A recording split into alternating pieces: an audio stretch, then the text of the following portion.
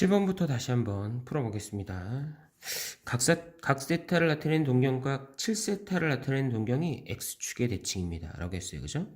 마찬가지로 이제 문제의 내용을 표현해보면 이렇게 이제 X축이 있고 이렇게 Y축이 있고 이렇게 원이 이렇게 존재한다고 했을 때 세타의 동경은 여기를 뜻합니다. 그죠? 7세타를 나타내는 동경이 X축의 대칭이래요. 이렇게 X축의 대칭인 여기를 뜻하는 거겠죠? 여기부터 이렇게 간 각이 이제 7세타만큼 해당됩니다. 라고 얘기하고 있어요. 그럼 이제 여기부터, 시초선 여기부터 이렇게 도는 여기까지가 7세타. X축 대칭이니까 이 남은 각이 세타라는 걸 알 수 있으니까 우리는 7세타에 세타를 더한 8세타가 한 바퀴. 이제 60분법으로는 360분법으로는 360도에 해당되는 거고 라디안으로 바꿔 생각하면 2파이 라디안에 해당됩니다. 라는 걸 알 수 있고 얘가 이제 단순히 한 바퀴가 아니라 두 바퀴, 세 바퀴를 돌아서 같은 위치 여기에 온 걸일 수도 있기 때문에 여기 일반각으로 표현해서 2파이 곱하기 n이 됩니다. 라고 이렇게 생각할 수 있어야 돼요. 그죠? 그래서 이제 세타의 각을 구해보면 8로 나눠주는 거니까요. 세타는 이제 8로 나눠주면 4분의 1파이 곱하기 n에 해당되는 각들이 다 이 위에 있는 조건을 만족하는 각들이라고 볼 수 있습니다. 그럼 이제 주어진 조건인 파이부터 2분의 3파이 항상 요 주어진 각의 범위를 확인해야 됩니다. 이 사이를 만족하는 4분의 1파이의 정수 n을 곱해서 만들 수 있는 각은 4를 곱했을 때는 파이 각에 해당되지 않고 5를 곱했을 때 4분의 5파이가 요 사이의 각이 된다는 걸 확인할 수 있어요. 그 다음 8번 보겠습니다. 8번은 다음 그림은 반지름의 길이가 6인 원에서 중심각의 크기가 40도인 부채꼴을 잘라내고 남은 부채꼴이라고 이야기하고 있어요. 이 부채꼴의 넓이를 구하라. 이 부채꼴을 구하라고 하고 있어요. 그죠? 그러면 이 작은 부채꼴의 넓이를 구해서 큰 원에서 넓이에서 빼주면 되니까 전체 원의 넓이부터 구하면 이제 반지름 곱하기 파이 해서 36파이가 이제 전체 원의 넓이. 그리고 요 각도에 대해서 이제 구해보면 이제 중심각이 40도라고 했으니까요. 그지? 그죠? 원의 넓이 36파이에서 곱하기 360분의 40만큼의 이제 크기를 차지하고 있는 거죠. 그죠? 약분해주면 9분의 1 계산하면 이제 4파이라는 걸 알 수 있습니다. 그럼 이제 내가 원하는 부채꼴의 넓이는 36파이에서 4파이를 빼주니까 이제 32파이가 됩니다. 라는 걸 알 수 있죠.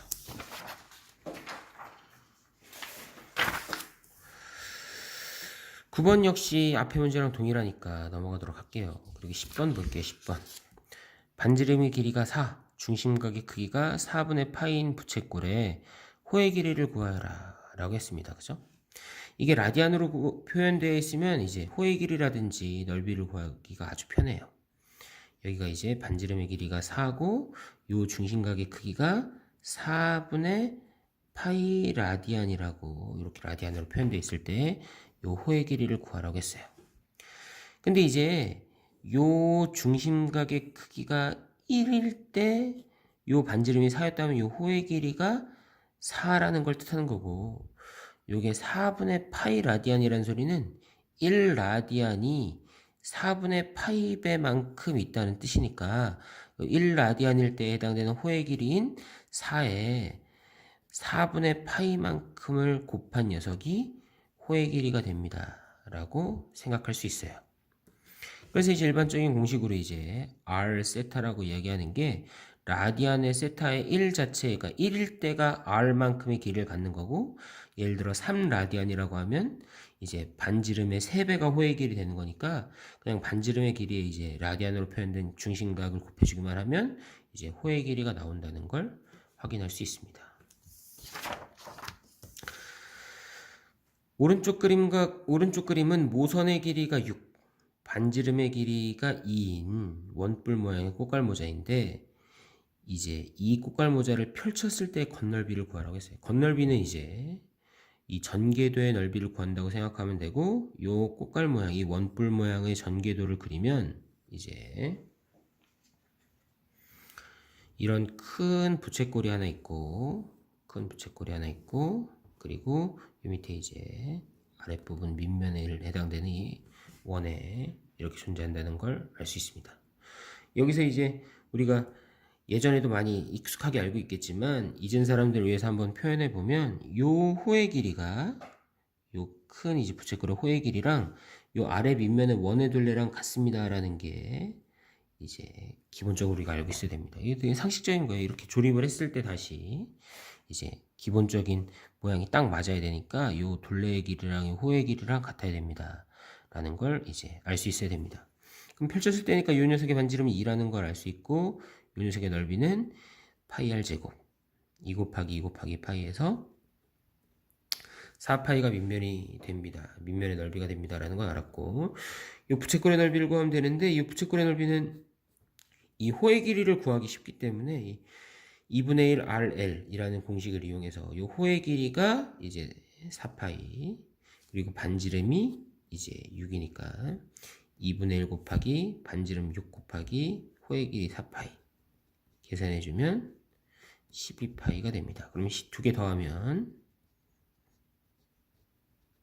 16파이가 건널비가 될 것입니다.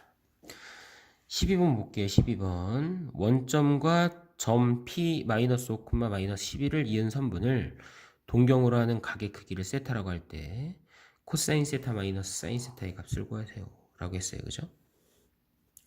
그래서 좌표로 표현해 보면 원점하고 0,0이 하고 x좌표 마이너스 5 y좌표 마이너스 12인 요 점을 지나는 선분을 동경으로 한대요. 그죠? 이때 각의 크기를 세타라고 할 때 요렇게 도는 요 각의 크기를 세타라고 할 때 코사인 세타와 사인 세타를 구하라고 이렇게 이야기하고 있습니다. 이제 사인 코사인은 항상 반지름 1짜리인 단위원에서 따지는 거니까 요 길이를 1로 만들어야 되고 요 길이는 여기에 해당되는 길이 자체는 좌표는 마이너스 10이잖아요. 길이 자체는 12. 요 부분의 길이도 5에 해당되니까 이제 피타고라스의 정리를 이용하면 이제 요 길이를 뭐 L이라고 하면 L 제곱은 12제곱 플러스 5의 제곱 결국 L을 구하면 13이라는 걸 알 수 있습니다. 그러니까 이 13의 길이를 1인 단위원 상태로 만들어야 되기 때문에 13으로 다 나누어서 생각하면 어떻게 되냐면 나누어서 생각하면 이제 반지름 1짜리인 원에서 이 정도의 위치인데 1로 만들기 때문에 요 녀석의 좌표가 13분의 5만큼의 길이 요 길이에 해당되는 게 13분의 12만큼에 해당됩니다 라고 생각할 수 있어야 되고 3, 4분면의 점 나는 좌표를 따지고 있는 거기 때문에 코사인 세타는 마이너스 13분의 5 사인 세타 y좌표는 마이너스 13분의 12가 됩니다 라고 이렇게 여길 수 있어야 됩니다. 그럼 주어진 문제에서는 이제 마이너스 13분의 5 코사인 세타 마이너스 13분의 12 사인 세타를 계산해주면 마이너스 플러스로 바뀌면 이제 13분의 7이 됩니다 라고 이렇게 계산할 수 있습니다.